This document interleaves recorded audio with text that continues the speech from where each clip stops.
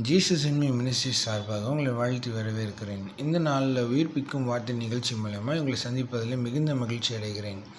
இன்றைக்கு ஆண்டு உங்களோட பேசுகிறதான வார்த்தை ஏசாயா 40:5. கர்த்தரின் மகிமை வெளியரங்கமாகும், மாம்சமான யாவும் அதை ஏகமாய் காணும். கர்த்தரின் வாக்கு அதை உரைத்தது என்று வனாந்திரத்திலே கூப்பிடுகிற சத்தம் உண்டாயிற்று. எனக்கு பிரியமான தேவஜனமே, இன்றைக்கு யாரெல்லாம் சிறையிருப்பில் இருக்கிறீங்களோ அந்த சிறையிருப்பு மாறும்.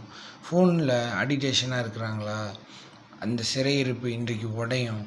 இன்றைக்கி பாருங்கள், உங்களோட ஃபினான்ஷியல்லையும் சரி, உங்களோட குடும்ப வாழ்க்கையிலையும் சரி, நீங்கள் செய்கிற தொழிலையும் சரி, நீங்கள் வேலை பார்க்குற இடத்துல சரி, உங்களுடைய கடன் பிரச்சனையிலையும் சரி, எல்லாவற்றிலிருந்தும் கர்த்தர் இன்றைக்கு உங்களை விடுதலையாக்கி தம்முடைய மகிமையை வெளியரங்கமாக மாம்சமான யாவரும் அது ஏகமாய் காணும்படியாக கர்த்தர் இந்த நாளில் உங்களுடைய வாழ்க்கையை மாற்ற இருக்கிறார். நீங்கள் செய்ய வேண்டியதெல்லாம் ஒன்றே ஒன்று தான்.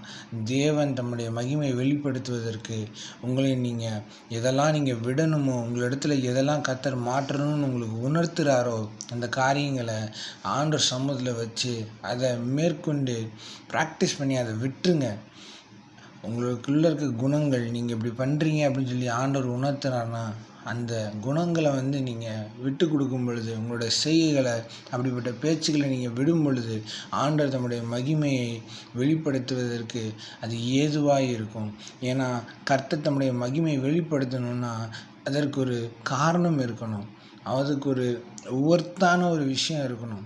நீங்கள் தேவனுக்கென்று சில காரியங்களை விட்டு கொடுக்கும் பொழுது தேவனாய கர்த்தர் உங்கள் வாழ்க்கையில் இழந்தது எல்லாவற்றையும் திரும்ப கொடுக்க அவர் வல்லவராக இருக்கிறார். ஆகவே பரிசுத்த ஆவியானவர் உங்கள் இருதயத்தில் இதெல்லாம் நீ விட்டு, இதெல்லாம் நீ செய்யாதன்னு சொல்லும் பொழுது நீங்கள் அதை விட்டுட்டீங்க அப்படின்னா பரிசுத்த ஆவியானவர் தாமே உங்களுக்கு உதவி செய்து உங்களை தேவனுடைய மகிமையை வெளிப்படுத்துகிறத காணும்படியாக உங்களை கண்களை கர்த்தர் திறந்தருளுவார். இன்றைக்கு உங்கள் சிறையிருப்பு மாறும்.